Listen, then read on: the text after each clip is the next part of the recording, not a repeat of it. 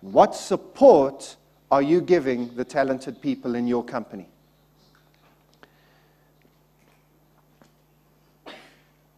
When I was at KPMG in the early 1990s, we had a whole room. It was about the size of this area of the hall of typists. In fact, Paul, I think you mentioned the typing pool yesterday. And back in the early 1990s, there was a whole group of ladies who would sit there just typing all day. And if you needed a letter sent to a client, you had to take it to these ladies to type. If you needed a fax sent, you took it to these ladies. They typed it, and they sent it for you. If a fax came in, it came into here, and they would see who it was for and then send it through internal mail to you. Everybody had a secretary.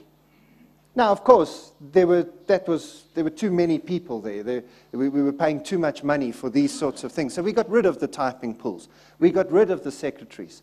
Today, all of you type your own emails. If you do send letters, you probably type your own letters. You receive your own emails, most of you anyway. And we've kind of felt that that's good because we've made ourselves more productive. The problem is that your talented people are probably feeling a little bit overwhelmed by the amount of email they're getting. You're away from the office now for 2 days. Are you a little bit scared about how much email there's going to be when you get back? Some of you are. Too much, because you don't have anybody helping you. Talented people need support. A company called Pfizer, a pharmaceutical company, has a system that they call the Office of the Future. And the Office of the Future is a little button on the desktop of all of their talented people. And the button says on it, click here to get somebody else to do your work. How motivating is that as a talented person? Click here to get somebody else to do this work you don't want to do. The work that you can get these people to do is Excel spreadsheets. You can get them to do presentations. So, for example, let's say I was working at Pfizer. I've been asked to do a presentation to our clients. So I put the presentation together. Well, in fact, this is what I do. I do presentations for a living. So I put presentations together. I think of the content and the flow, but then all these little nice transitions, you know, it comes in, it goes out, all of those nice little things. Do you know how long it takes to program those? To program all the transitions between the slides? Do you know how long it takes to find these images at the suitable size to put them into the presentation?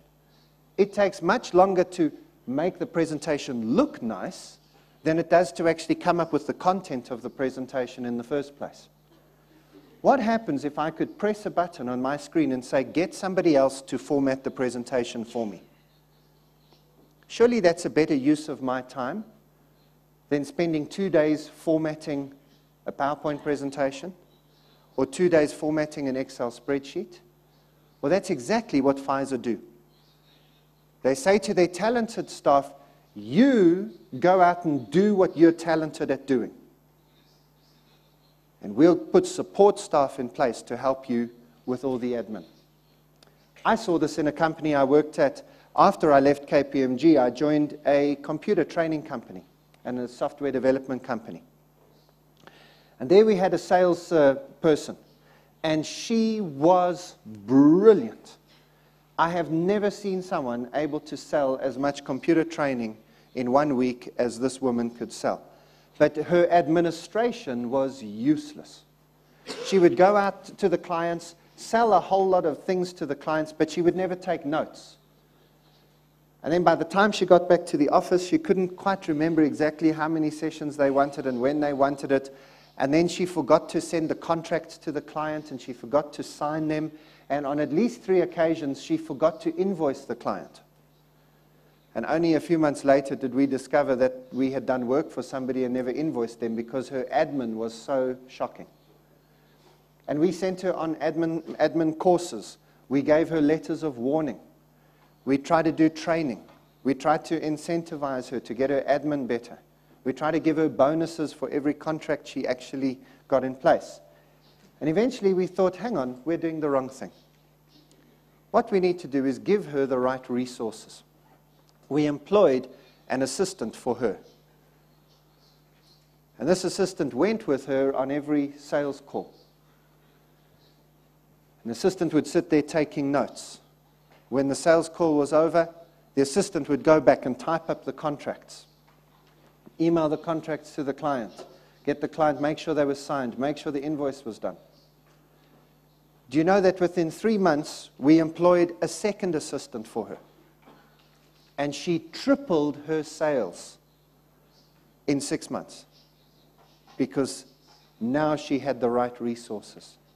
We have made a mistake, and you will make a mistake, especially during an economic recession, if you stop spending money on helping your talented people to be talented for you. When you know where your talented people are supposed to work in your company, you then need to make sure you give them the resources that they need in order to be talented. Otherwise, don't bother to get them in the first place. Does that all make sense? Here is what can happen when you don't have the right resources in your company. When your company works without the right resources. Have a look at this scene and see what things are missing from the scene. They don't have the right resources. If we could have some sound, please.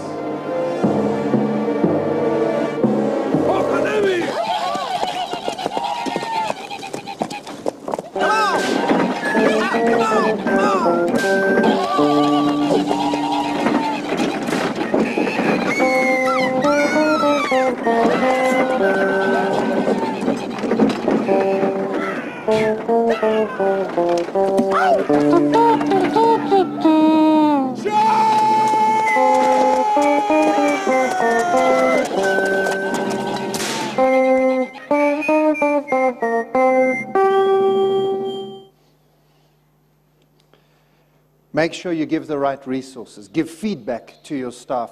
Make sure they have everything that they need in order to be talented for you.